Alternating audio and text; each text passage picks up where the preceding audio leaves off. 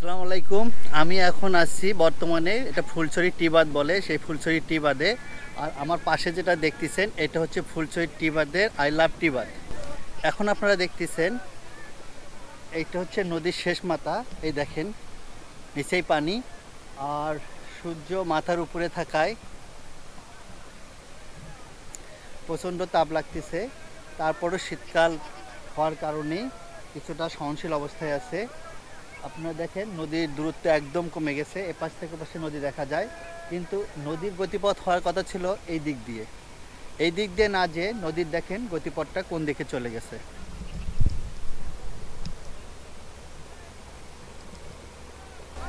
এখন আমি দেখাবো ফুলছড়ি নৌকাঘাট। নদীর পানি কমে যাওয়ায় নৌকার ঘাটটি দেখেন কত নিকটবর্তী হয়েছে। আর আজকে বাজারের দিন থাকায় নৌকাঘাটে প্রচুর নৌকা এসেছে। চরাঞ্চল থেকে অনেক লোকজন আসে এই নৌকাঘাটে। আসার পর তারা বিভিন্ন দ্রব্য বা তাদের চাষাবাসের বিভিন্ন পণ্য এই নৌকাঘাট দিয়ে নৌকা নিয়ে এসে বাজারে বিক্রি করে আবার প্রয়োজনীয় বাজার করে তারা ফিরে যায়। আর সপ্তাহে 2 দিন, আর এই 2 দিনে তারা কেনাবেচা করে থাকে।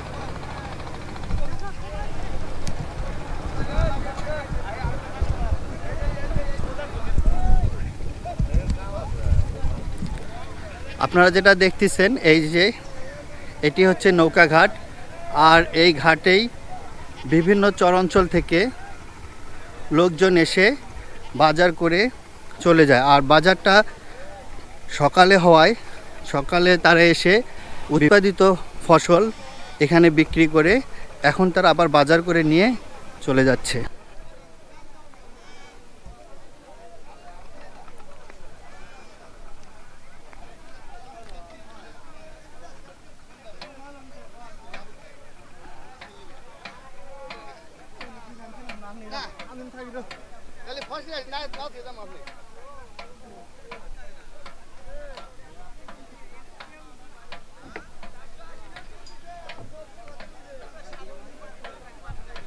চরাঞ্চলের একমাত্র বাহক হচ্ছে ঘোড়ার গাড়ি, আর এই ঘোড়ার গাড়ি থেকেই দিয়েই হচ্ছে বিভিন্ন দ্রব্য এই বালুচরে যাতায়াত করে থাকে, বহন করে থাকে। কারণ এই ঘোড়া গাড়ি ছাড়া এই বালুচরে যাতায়াতের গাড়ি বা ইঞ্জিন চালিত গাড়ি নিয়ে যাওয়া অসম্ভব, তাই ঘোড়া চালিত গাড়ি এখানে একমাত্র বাহক। এই ঘোড়া গাড়ি করে প্রতিদিন প্রায় 2-3 মনের মতো ওজন, 100 কেজি ধারণ ক্ষমতা সম্পন্ন এগুলো।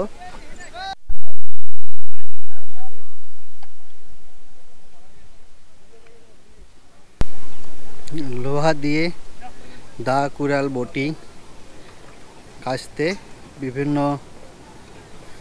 জিনিস এখানে তৈরি করা হয়। এখানে ভ্রাম্যমান কিছু কামার বসেছে, যারা লোহা দিয়ে কাস্তে দা, বটি ইত্যাদি তৈরি করে থাকে। আর এইটা সম্ভবত বাজারের দিনেই বসে থাকে, কারণ বাজারের দিনে বিভিন্ন লোকজন এখানে চলে আসে।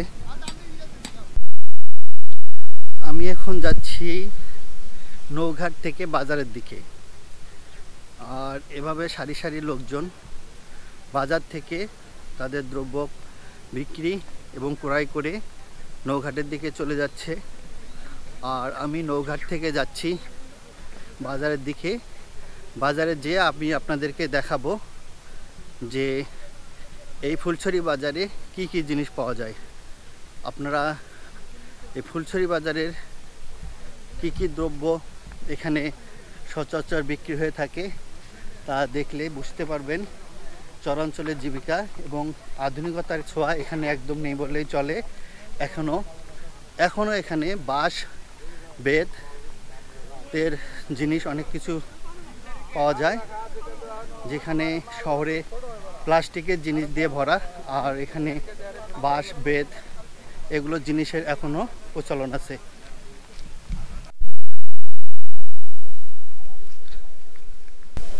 দেখেন ভার করে অনেক জিনিস নিয়ে যাচ্ছে, একদম খাঁচা করে ডিম নিয়ে যাচ্ছে, কারণ এপারের ডিমের দাম অনেকটাই কম। আমি আগেই বলেছিলাম যে এখানে যে হাটগুলো হয়, যে বাজারটা বসে, এই বাজারে তাদের সাপ্তাহিক কেনাকাটা বা সংসারের বাজারের চাহিদা তারা মিটে থাকে, কারণ 7 দিন পর আবার তারা এসে এখানে কিছু পণ্য বিক্রি করে যাবে এবং আবার কিছু পণ্য, তাদের প্রয়োজনীয় পণ্য কিনে নিয়ে চলে যাবে। এই দেখেন এক ভাই ভার করে তার দোকানের অনেক কিছু কিনে নিয়ে যাচ্ছে। অনেকে মাছ কিনে নিয়ে যাচ্ছে। আর আপনাদেরকে তো আগেই বলেছি যে ঘোড়ার গাড়ি এখানে একমাত্র বাহক। দেখেন কত ওজন নিয়ে ঘোড়ার গাড়ি চলে যাচ্ছে।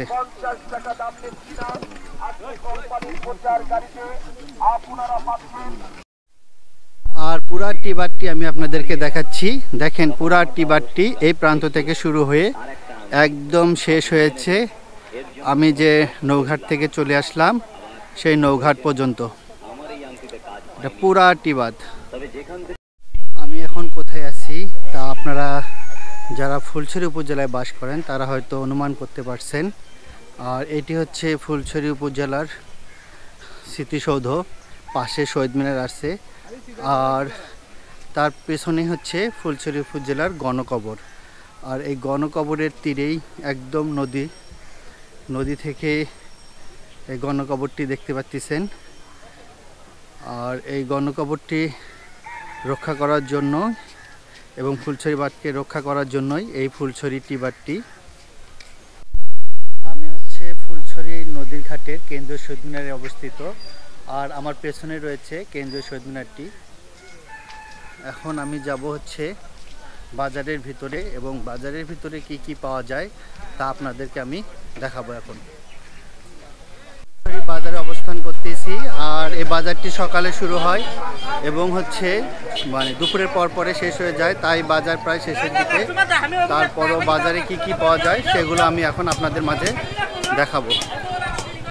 মাছ বাজার, যেখানে অনেক মাছ পাওয়া যায় এবং বিশেষ করে বাটা মশা এবং পাঙ্গাস মাছ এখানে প্রচুর পাওয়া যায়। আর আপনারা দেখতেছেন বিস্কুট, অনেক রকমের বিস্কুট এখানে কেজি হিসাবে বিক্রি করতেছে।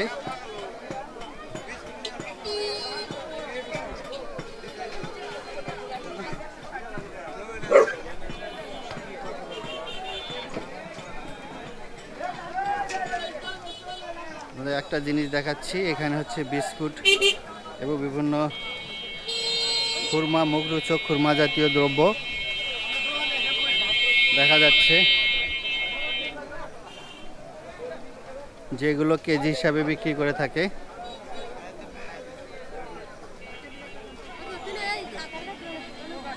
লোহার তৈরি বিভিন্ন জিনিস, যেমন দা, কুড়াল, বটি।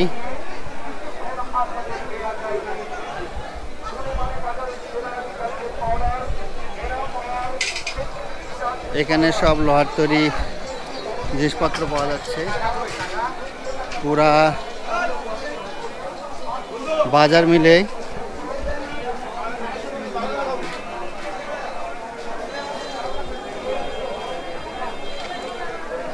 আর ঘোড়ার গাড়ির কথা তো আপনাদেরকে বলেছি। এখানে ঘোড়ার গাড়ির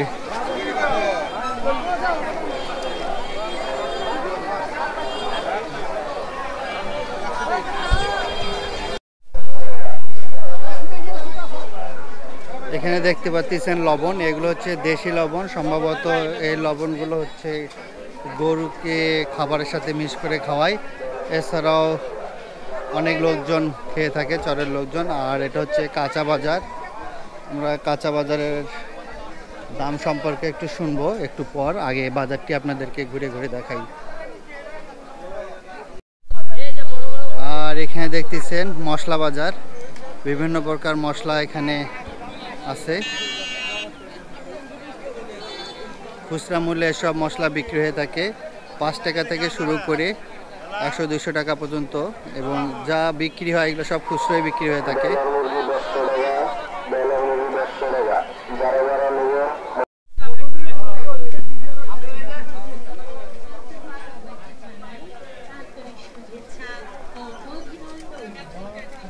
দুই পাশে বাজার বসেছে আর রাস্তা। আমি বাজারের শেষের দিকে এসেছি।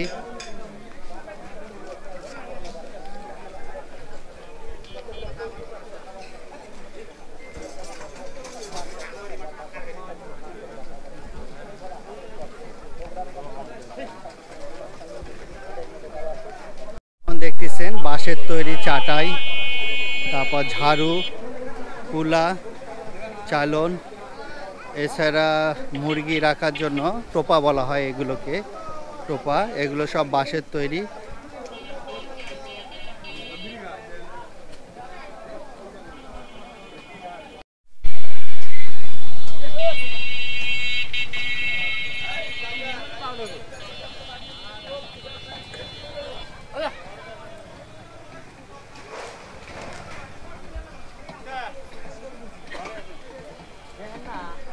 আমরা এখন আছি আমাদের ভাই ইসমাইল ভাই, না ইসমাইল ভাইয়ের দোকানে আসছে। ইসমাইল ভাই হাই বলে দেন।